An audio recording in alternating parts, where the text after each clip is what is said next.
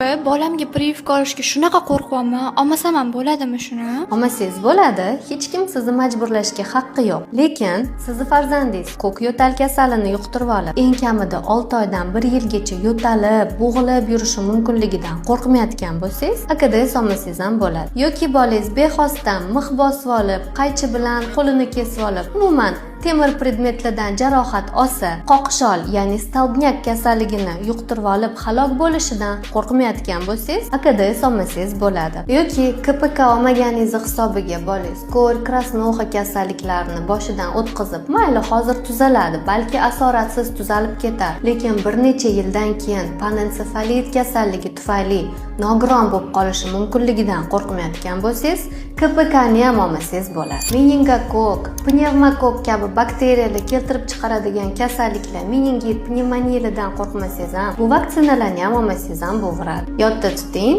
farzandingiz salomatligiga faqat siz mas'ulsiz.